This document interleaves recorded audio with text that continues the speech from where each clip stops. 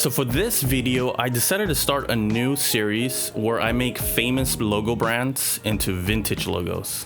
So I went ahead and shared that idea with my wife. So she knows how much I love energy drinks, and she said, what about making a Kraken illustration around the can? And I thought that was a great idea. So I went ahead and made a few sketches, and this is exactly what I came up with. I think something simple but still vintage. So let's go ahead and clean that up in Adobe Illustrator.